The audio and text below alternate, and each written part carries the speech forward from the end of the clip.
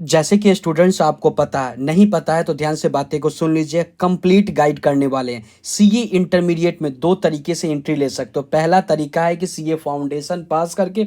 दूसरा तरीका है कि अगर आप सीए फाउंडेशन का एग्जाम देना नहीं चाह रहे हो या किसी भी रीजन से बार बार फेल कर जा रहे हो, तो दूसरा तरीका है सीधा का सीधा डायरेक्ट एंट्री से सीए इंटरमीडिएट में रजिस्ट्रेशन करवाना बोलो या एडमिशन लेना बोलो, बात बराबर होता है। इसके अलावा पहले क्या होता था कि डायरेक्ट एंट्री से जब आप रजिस्ट्रेशन करते थे, उसके जस्ट बाद आपको आईटीओसी कंप्लीट करना होता था और 9 मंथ का आर्टिकलशिप। अब ये सब चीज करने का जरूरत नहीं है। अगर आप डायरेक्ट एंट्री से भी सीए इंटरमीडिएट में रजिस्ट्रेशन यानी कि एडमिशन करवाते हो, तो सबसे पहला मेन फोकस है बोथ ग्रुप क्लियर करना। चाहे सिंगल सिंगल करके आप एग्जाम देना या एक साथ बोथ ग्रुप क्लियर कर लोगे, उसके बाद 2 साल का आर्टिकलशिप, और आर्टिकलशिप स्टार्ट करने से पहले आईटीओसी कंप्लीट करो। डाउट क्लियर हो रहा होगा तो कमेंट बॉक्स में थैंक यू लिखिएगा। इसके अलावा बच्चों, कुछ बच्चे का ये डाउट आता है कि डायरेक्ट एंट्री से सीए इंटरमीडिएट में जा रहे हैं तो सिलेबस में कुछ भी चीज़ चेंज, या पढ़ने में कुछ अलग, या पेपर पैटर्न एग्जाम देने में कुछ भी चीज़ चेंज नहीं, सब कुछ सेम है। तो यानी कि रिलैक्स होकर के आपको, अगर डायरेक्ट एंट्री से ही इंटरमीडिएट में जा रहे हो तो रिलैक्स होकर के पढ़ना है। कितने तरीके से डायरेक्ट एंट्री से एंट्री ले सकते हो सीए इंटरमीडिएट में? पहला तरीका है कि अगर आपका कॉमर्स बैकग्राउंड से ग्रेजुएशन क्लियर है, 55%, 0.1 भी कम है इससे, तो आपका एडमिशन नहीं होगा। तो फिर आपको पोस्ट ग्रेजुएशन के थ्रू डायरेक्ट एंट्री में चाहो तो जा सकते हो। वहां भी commerce background 55%, non commerce background 60%। सारे सेमेस्टर या सारे ईयर को मिला करके, अगर ये तो हो गया ग्रेजुएशन पोस्ट ग्रेजुएशन रूट से।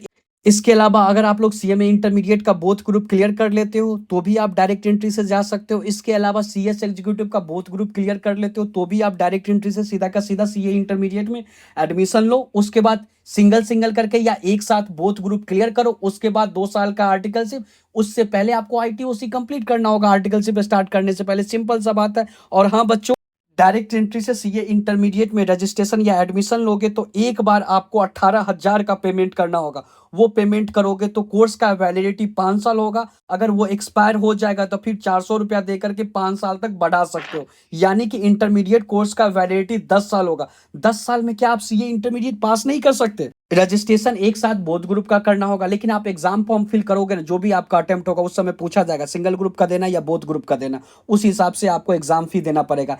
एक ग्रुप का एग्जाम फॉर्म फिल करोगे 1500, बोथ ग्रुप का एग्जाम फॉर्म फिल करोगे 2700। रही बात कि कुछ बच्चे प्रोविजनल यानी कि फाइनल ईयर में होंगे, तो वो प्रोविजनल तौर पे सीए इंटरमीडिएट में रजिस्ट्रेशन यानी कि एडमिशन ले सकते हैं। अगर सेमेस्टर वाइज कॉलेज है तो 1 से 4 सेमेस्टर तक का रिजल्ट यानी कि इंटरनेट वाला भी होगा तो चल जाएगा, सीए से या नहीं तो कॉलेज प्रिंसिपल से साइन, और 5th सेमेस्टर का एडमिट कार्ड। एडमिट कार्ड नहीं है तो उसके जगह पे बोनोफाइड सर्टिफिकेट कॉलेज से बनवा लो।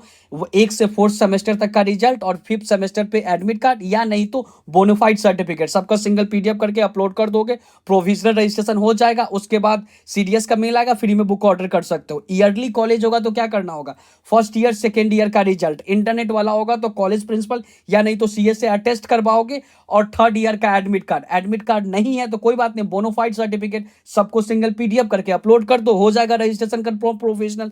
इसके अलावा बच्चों ध्यान से बातें को सुन लीजिएगा। जो भी आपका अटेम्प्ट होगा, यानी कि आप सितंबर 2025 के लिए एग्जाम देना चाह रहे हो या जनवरी 2026 में या मई 2026 में, ध्यान से बातें को सुनते रहिएगा। अगर आपको सितंबर 2025 में एग्जाम देना, चाहे आप प्रोविजनल तौर पे या अगर आपका ग्रेजुएशन क्लियर है, तो नॉर्मल रजिस्ट्रेशन आपको कब तक करवाना होगा? 1 जनवरी 2025 तक। जनवरी 2026 में देना है तो 1 मई 2025 तक, और मई 2026 में देना है तो 1 सितंबर 2025 तक रजिस्ट्रेशन होगा।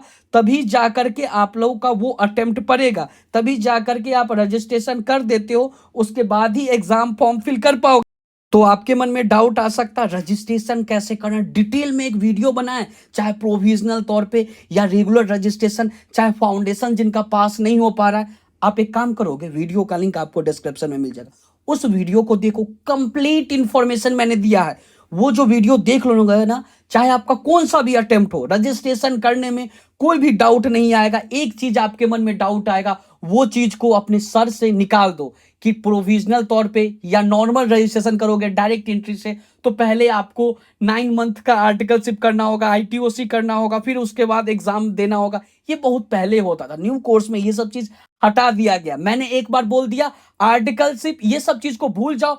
आपको याद रखना, क्या याद रखना है क्या मेरा सिंगल सिंगल करके एक साथ बोथ ग्रुप क्लियर हो सकता है रजिस्ट्रेशन के बाद? अगर जवाब है हाँ, तो पढ़ाई करो ना। आर्टिकलशिप और आईटीओसी के बारे में क्यों सोच रहे हो? मत सोचो। और रजिस्ट्रेशन कैसे करना, वीडियो का लिंक आपको डिस्क्रिप्शन में मिल जाएगा। सारे एग्जाम का, एग्जाम फॉर्म का अपडेट, सारा अपडेट इस चैनल पे आपको मिले। तो अगर आप सब्सक्राइब कर देते हो, अगर इस चैनल को सब्सक्राइब कर देते हो, तो आपको exam date, exam form date, CA related जितना सारा अपडेट होगा, सारा अपडेट इस चैनल पे मिलेगा। कैसे क्या एग्जाम फॉर्म फिल करना, कब एडमिट कार्ड आएगा, सब कुछ। आप अभी रजिस्ट्रेशन तो करो, आप एंट्री तो लो सीए इंटरमीडिएट में डायरेक्ट एंट्री के थ्रू। उसके बाद आगे का आगे चार्टर स्टडीज देखेगा, आपको रिलैक्स होकर के पढ़ना है। मिलते हैं नेक्स्ट वीडियो में।